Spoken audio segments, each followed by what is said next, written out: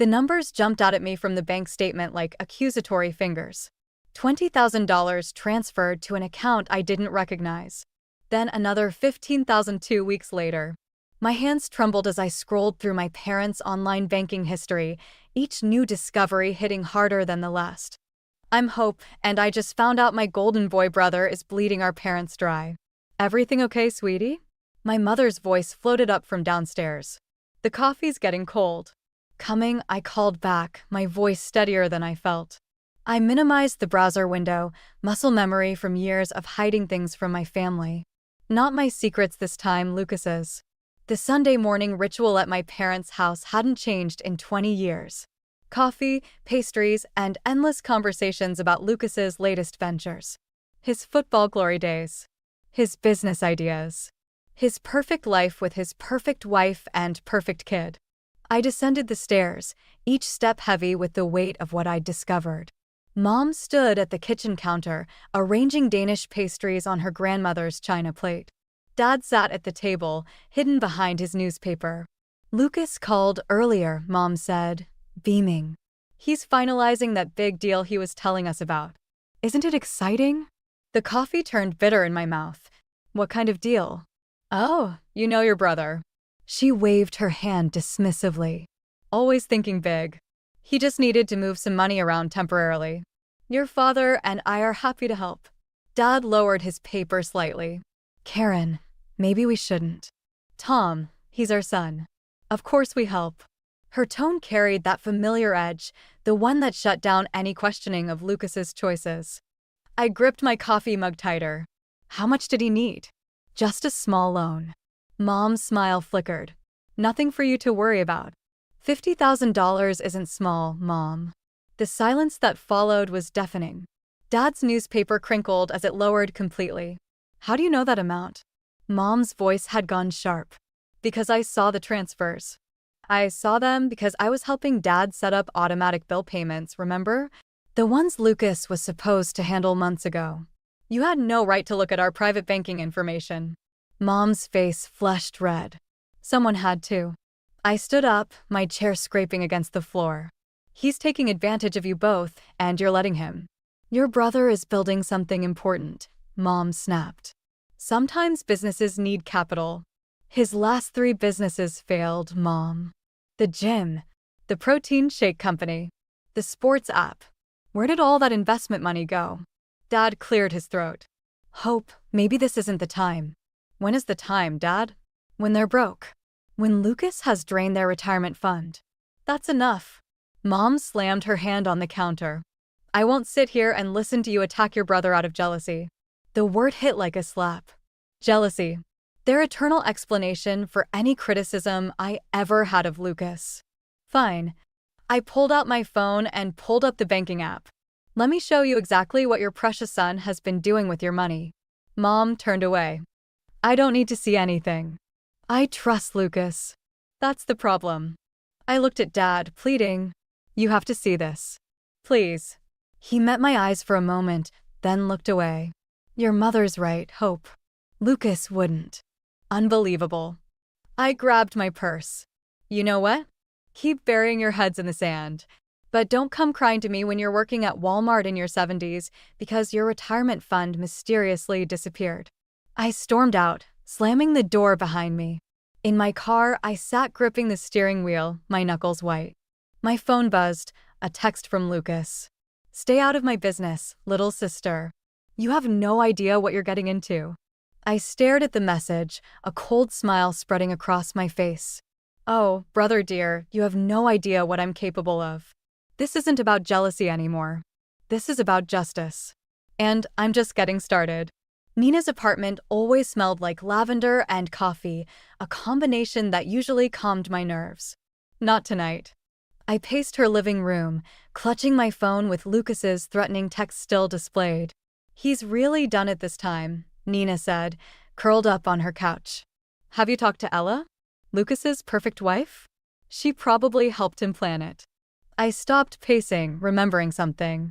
Although what? Last month at Tommy's birthday party, she seemed off. Kept checking her phone, barely touched her food. When Lucas started bragging about his new business venture, she practically flinched.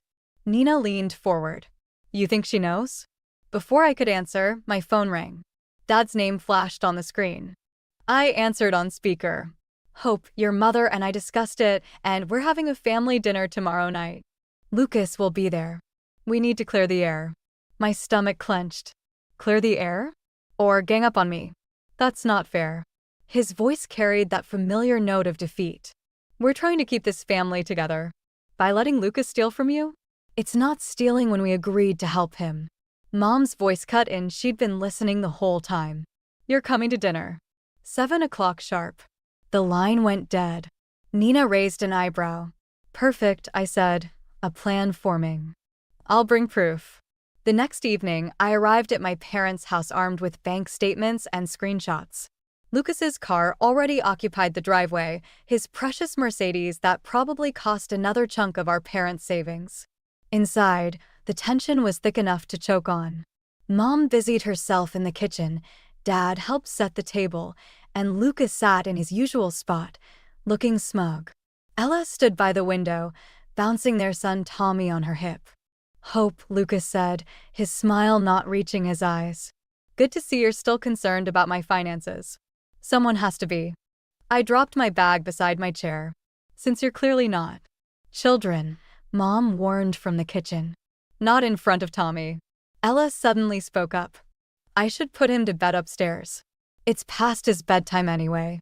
As she passed me, her eyes met mine for a split second. Something in her expression made me pause. Fear? So, Lucas said once Ella was gone. Let's hear it. What horrible accusations are you bringing to dinner? I pulled out the bank statements. These transfers, for starters. $50,000 in 2 weeks? That's just the beginning, isn't it? I told Mom and Dad about those transfers. He leaned back, relaxed. They're investments in my new tech startup. Everything's properly documented. Really? I slid another paper across the table. Because I called the bank. That account number you transferred to? It's a personal account in the Cayman Islands. The color drained from Lucas's face. Mom set down a casserole dish with enough force to rattle the plates. Hope, that's enough. How dare you investigate your brother like some kind of criminal? Because he is one. I stood up, hands shaking. He's not investing anything. He's stealing their retirement money and hiding it offshore. And I bet Ella has no idea.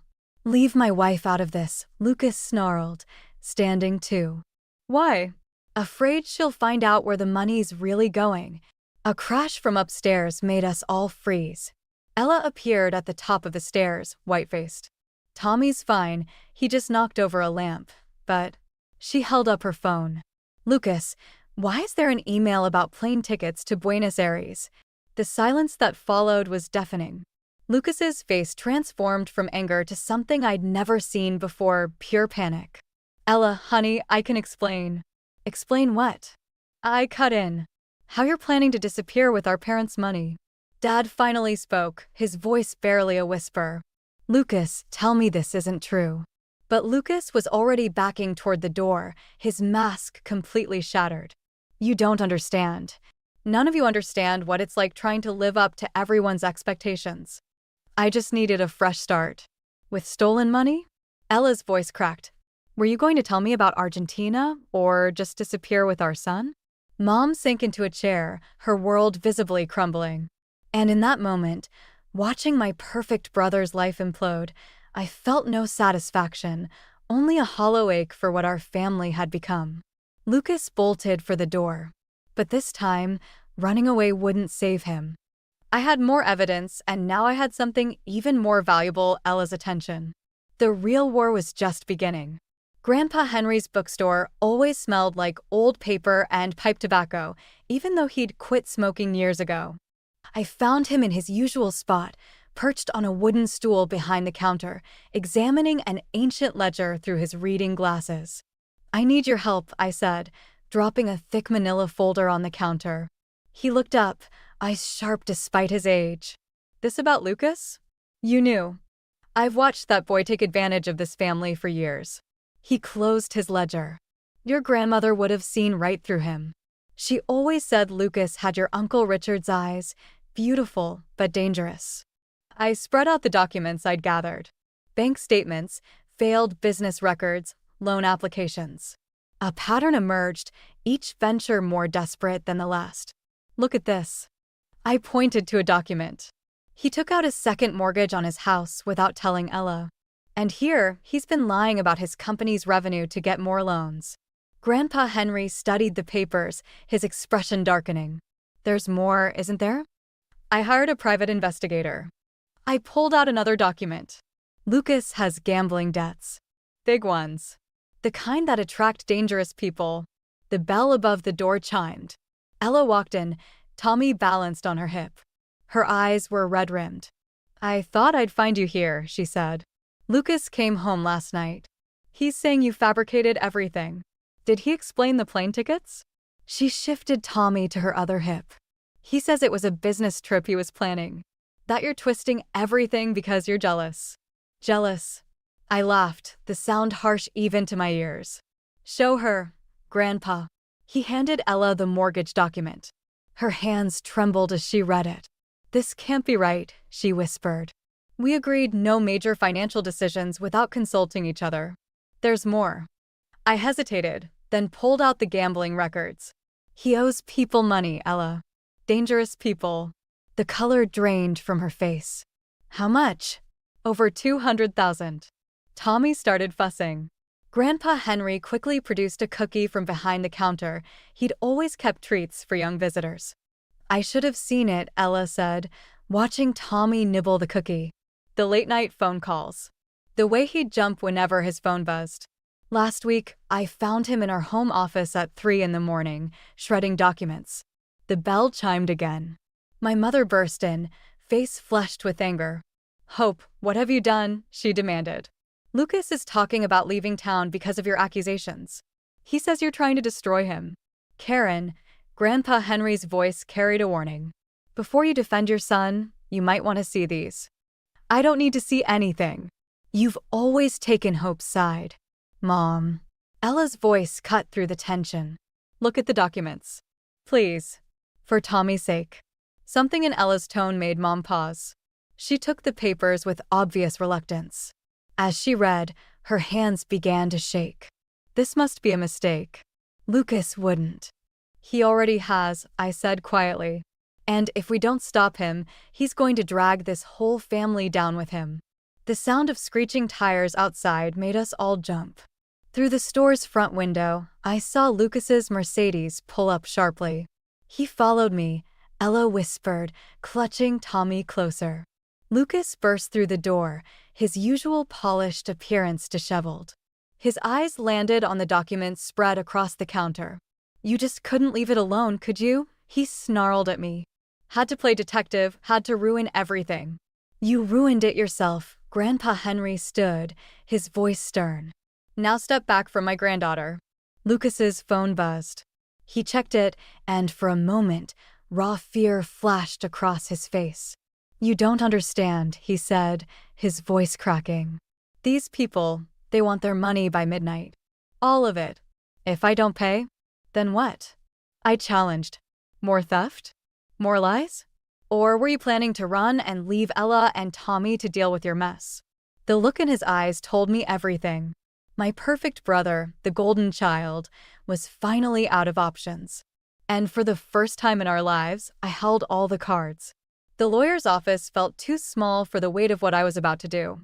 Papers scattered across his desk, affidavits, bank records, and a restraining order application that made my stomach turn.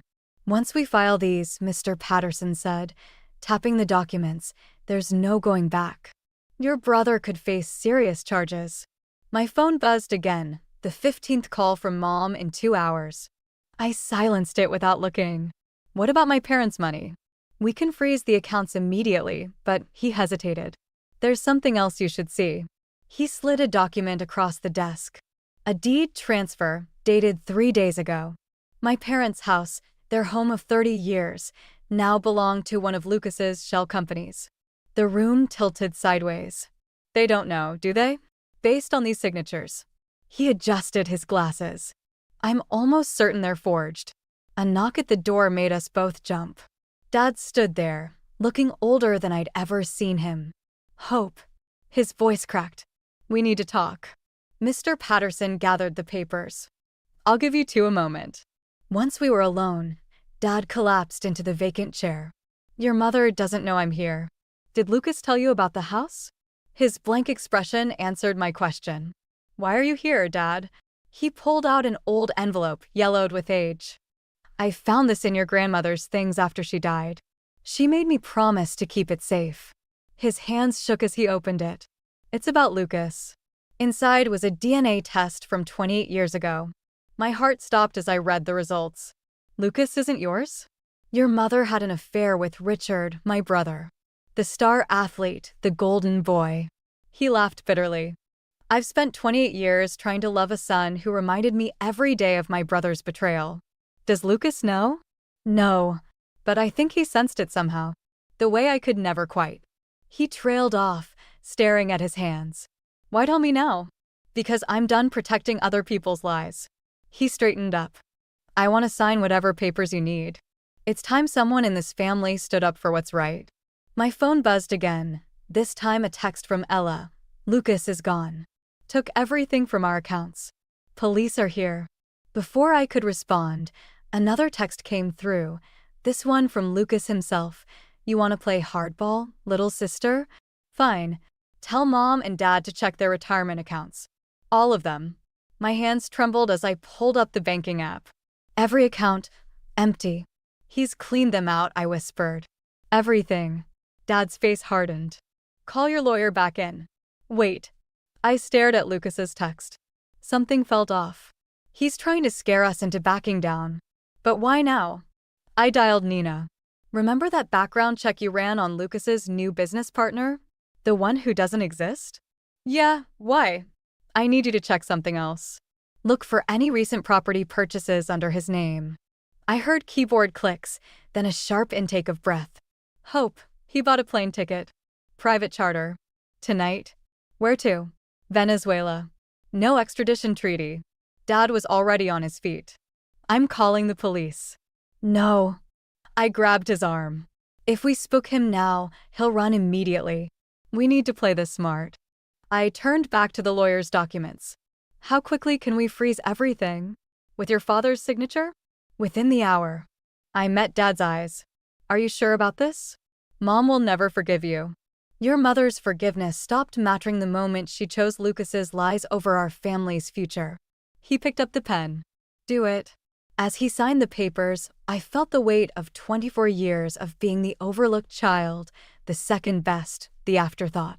But now, watching my father finally choose truth over comfort, I realized this wasn't about revenge anymore. This was about justice. And sometimes justice means burning everything down to save what matters most. I pulled out my phone and dialed one last number. Ella? Get Tommy and pack a bag. I know where Lucas is going, and I need your help to stop him. The private airfield sprawled before us, dark except for the runway lights cutting through the fog. Ella clutched Tommy to her chest in the passenger seat while Nina worked her laptop in the back. His flight's scheduled for midnight, Nina said. We have 40 minutes. My phone lit up with Mom's face. After 3 days of silence, she was calling now. I answered on speaker. Where are you? Her voice cracked. Lucas just called. He's saying terrible things about your father, about some DNA test. Is it true? I kept my eyes on the airfield's entrance. About Uncle Richard? The silence stretched too long. We need to talk about this as a family. Like we talked about Lucas stealing your retirement? Or forging your signatures? Or, he's your brother. No. The word felt like glass in my throat. Apparently he's not. A security guard approached our car. I flashed Ella's ID. She'd called ahead, playing the dutiful wife one last time. You don't understand, Mom continued. Lucas is in trouble. Real trouble. There are men looking for him, dangerous people. I know about the gambling debts. No, it's worse. Her voice dropped. They're saying he laundered money for them. If he doesn't deliver tonight. Headlights swept across the parking lot. A black SUV pulled up near the private hangar. I have to go. I hung up as two men in dark suits emerged from the SUV. They didn't move like businessmen. Those aren't debt collectors, Nina whispered. Hope, what are we doing here? My phone buzzed with a text from Lucas. If you're here to stop me, don't. These people will kill me if I don't deliver. Take Tommy, Ella said suddenly, passing her son to Nina. I'm going to talk to him. Ella, wait. But she was already out of the car, walking toward the hangar. I followed, my heart hammering. Lucas stepped out of the shadows, looking haunted. The men in suits tensed. It's just my wife, Lucas called to them. And my sister. 10 minutes, one man growled. Then we leave, with or without the money. Ella reached Lucas first. You were going to leave us? I was going to send for you. His eyes darted between us. Once I figured things out. You mean once you laundered their money? I stepped closer. That's what this is about, isn't it? Your new business partner, he's with them. I didn't have a choice. They threatened Tommy. Don't you dare, Ella hissed. Don't use our son to justify this. A car door slammed behind us. Dad emerged from the darkness, followed by Grandpa Henry. Hope texted me your location, Grandpa said, his voice steel. Did you really think we'd let you run? Lucas backed away. You don't understand. If I don't get on that plane, then what? Dad stepped forward. More lies? More theft? When does it end, Lucas? When I'm dead? Lucas laughed, a hollow sound. Is that what you want? Dad? Or should I even call you that? The suited men moved closer. Time's up. Wait. I pulled out my phone, opened a banking app. I can transfer the money. Right now. Everyone froze. Hope, don't, Dad warned. It's my trust fund. I met Lucas's eyes. The one Grandma left me. The one you couldn't touch. Why would you? Lucas started. Because I'm giving you a choice. My finger hovered over the transfer button. Take the money, get on that plane. But if you do, you never contact this family again. You never threaten Ella or Tommy. You disappear completely. Or stay. Face what you've done. Let us help you the right way, with lawyers, with protection. But no more lies. The suited men shifted impatiently. Lucas looked at Ella, at Tommy in the car, then at the plane waiting in the darkness. Time to choose, brother. I held up my phone. Who are you really running from? The fog thickened around us as Lucas stared at the screen, his face reflecting the harsh glow of numbers that could buy his freedom or seal his fate. The police station's fluorescent lights made everything look sickly and unreal. I sat in the hard plastic chair, watching through one-way glass as Lucas talked to the detectives. Mom paced behind me, while Dad and Grandpa Henry sat silently in the corner. He's going to prison, Mom whispered. My baby is going to prison, and it's your fault. I didn't respond. My trust fund was gone, transferred to an account that would help Lucas make restitution. The money that was supposed to be my fresh start, my escape, now belonged to his victims. Detective Martinez stepped out of the interrogation room. Your brother's naming names. Big ones. The kind that make people disappear. So what happens now? Dad asked. Witness protection, probably. For all of you. Mom collapsed into a chair. All of us. These people he worked with, they don't leave loose ends. Martinez's face hardened. They've already made threats against Tommy. Ella burst through the door, face streaked with tears. They took him. They took my baby. The room exploded into chaos. Martinez barked orders into his radio while Mom screamed and Dad tried to calm Ella down. When? I grabbed Ella's shoulders. Where? The babysitter. She said 2 men came with papers, said they were from child services. Ella's voice cracked. I called the agency. They never sent anyone. My phone buzzed. Unknown number. Your brother's testimony for the kid. 1 hour. Come alone. I showed Martinez the text. He shook his head. We can't let you. It's my nephew. I stood up. And my mess to fix. Hope, Grandpa Henry caught my arm. This isn't your fault. But it was. I'd pushed Lucas into a corner, forced his hand. In my quest for justice, I'd put a child in danger. I have a plan. I looked at Martinez. But I need your help. 40 minutes later, I stood in the empty parking garage from the text, my heart thundering against my ribs. A black car pulled up, its windows tinted. A man stepped out, the same suit from the airfield. "Where's Lucas? Where's Tommy?" He nodded to the car. The back window lowered slightly, enough to see Tommy's sleeping face. "Sedated," the man said. "He'll wake up fine if you deliver. I need proof he's really okay." "You're not calling the shots here." "No." I pulled out my phone. "Then I'll tell the FBI task force that's watching us right now to move in." "Your choice." The man's face tightened. He opened the car door, revealing Tommy strapped into a car seat. I stepped forward, checking his breathing. Steady. Relief flooded through me. "Happy? Now, where's Lucas?" I straightened up. "He's not coming." The man's gun appeared so fast I barely saw him move. "That wasn't the deal." "No, but this is." I held up my phone, showing him the live stream that had been running since I arrived. "Say hi to your followers." All 100,000 of them. His eyes widened as he saw the viewer count climbing. Amazing what a viral post about kidnapping can do. #SaveTommy is trending.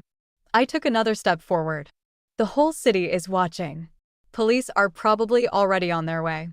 So here's my counteroffer. Leave Tommy, walk away, and this video doesn't include your face. You stupid bit. Police sirens wailed in the distance. The man's head snapped toward the sound. "Tick-tock," I said. He backed toward his car. "This isn't over." "Yes, it is. Because if anything happens to my family, any of them, this video shows exactly who to blame." He peeled out of the garage just as police cars swarmed the entrance. I grabbed Tommy from the car seat, holding him close as Martinez's team surrounded us. Targets fleeing north, Martinez barked into his radio. "You okay?" I nodded, watching Mom and Ella run toward us. But over their shoulders, I caught Lucas's eyes through the window of a police car. His face showed something I'd never seen before, respect. But it didn't matter anymore. I'd won, but the victory felt hollow. My family was fractured, possibly beyond repair. And somewhere in the city, dangerous men were plotting revenge. The war wasn't over. It was just changing battlefields. The safe house felt like a cage. 3 weeks of protective custody had worn us all down.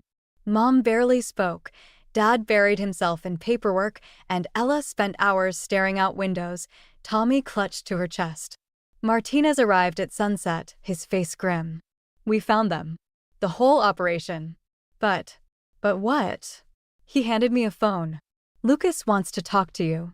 Only you." I stepped onto the back porch, away from the family's prying eyes. "What do you want?" "They're going to kill me." Lucas's voice shook. "The FBI raid missed some people. Important people. They think I'm the leak." "Aren't you?" "Not the original one." He paused. "Hope, I need to show you something. Something that changes everything." "No meetings," Martinez said. "It's about Dad. And Uncle Richard. And why Mom always protected me." His voice dropped. "There's so much you don't know." The line went dead. A text followed with an address, the old high school football field where Lucas had been king. Martinez caught me at the door. "You're not going." I showed him the text. "You can watch from a distance. But he'll only talk to me. It's a trap." "Probably." I grabbed my keys. "But I need to know the truth."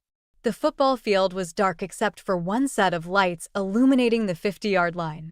Lucas stood there, looking small against the empty bleachers. "I'm here," I called out. "Talk." He turned, holding a manila envelope. "Did you ever wonder why Mom couldn't let me fail? Why she pushed so hard? Because you were her golden boy. Because I was her shame." He pulled out old letters. Richard wasn't just Dad's brother.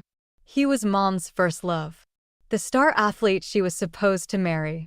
Until his accident. Until she got pregnant with me. The accident happened after, when Richard found out she'd chosen Dad instead. My head spun. "Why are you telling me this now?" "Because Mom's not just protecting me. She's protecting herself. Her guilt, her choices."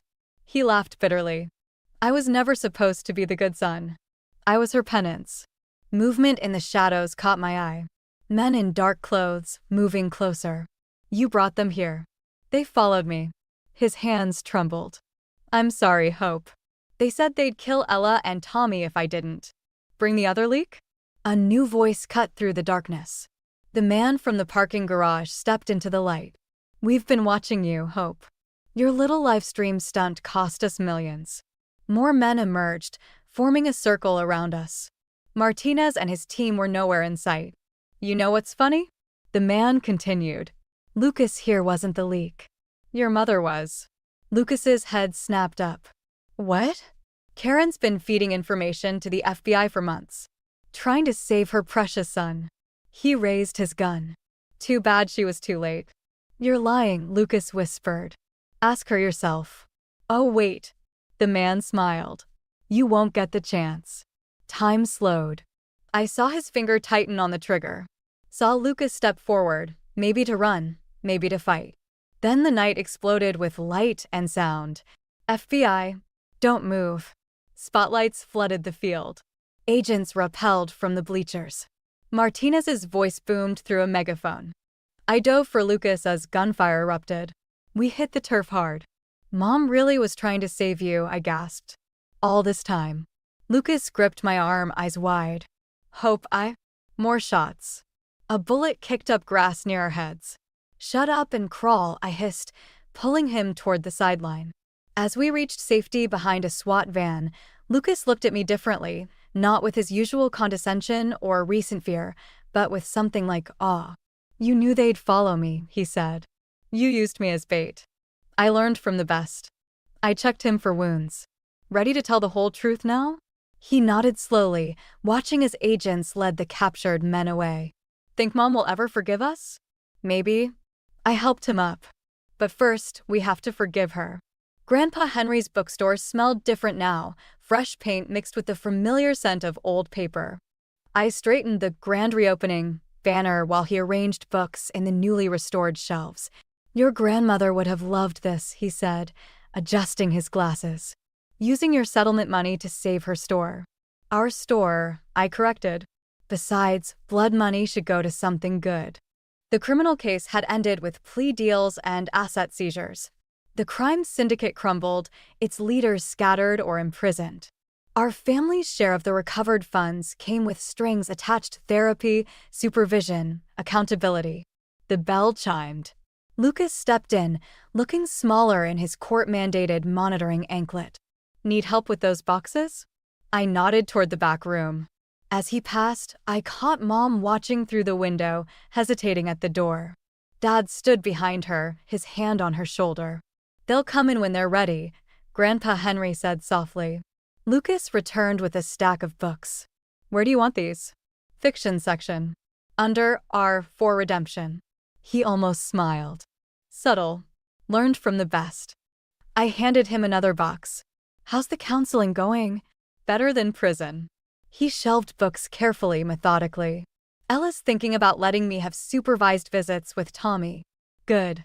Hope. He paused, a book half-shelved. I've been trying to figure out when it all went wrong. Not the money or the lies, but us. When did I stop being your brother and start being your enemy? Maybe when I stopped being your sister and became your competition. The bell chimed again. Mom finally stepped inside, Dad close behind. She looked around the restored store, tears in her eyes. Your grandmother's first edition collection, she whispered, touching the glass display case. You found them? In the attic, Grandpa Henry said, where you hid them when the creditors came for Richard's debts. Mom's hand trembled. I was trying to protect everyone. By lying, Dad's voice was gentle but firm. Or by making Lucas into something he wasn't? Both. She turned to Lucas. I thought if I could make you perfect, it would erase my mistakes. Instead, I just repeated them. Lucas stepped toward her, then stopped, uncertain. I moved between them, taking Mom's hand and placing it in Lucas's. Perfect is overrated, I said. Try honest instead. The door chimed one last time. Nina walked in with Tommy, returning from their ice cream run. The toddler squealed at the sight of Lucas, but stayed by Nina's side, still cautious around his father. Hey, champ, Lucas said softly. Want to help me put some books away? Tommy looked at Nina, who nodded. He took a tentative step toward Lucas. I turned away, giving them space, and found Dad studying the old family photos on the wall, Mom and Uncle Richard as teenagers, Grandma and Grandpa on their wedding day, Lucas and me as kids. I should have protected you both, he said. From Karen's guilt, from Richard's shadow, from my own cowardice. We protect ourselves now. I straightened a crooked frame. And maybe each other when we can. Speaking of protection, Grandpa Henry called from the counter. These books won't shelve themselves. Family project? One by one, they moved toward the boxes, Mom and Dad, Lucas with Tommy trailing behind, Nina grabbing the lighter loads. We worked in comfortable silence, finding our rhythms, respecting our spaces. I watched them from the ladder as I stalked the top shelves. My family, broken and healing, learning to exist in the truth rather than perfect lies. The revenge I'd sought had transformed into something else, not forgiveness exactly, but understanding. The last book in my hand was Grandma's favorite, worn and dog-eared. Inside the cover, her handwriting, "The truth may hurt, but lies leave scars." I placed it carefully on the shelf, between the past we couldn't change and the future we'd have to build. Some stories end with perfect resolution, with all wounds healed and all sins forgiven. This wasn't one of them. But maybe that made it more true.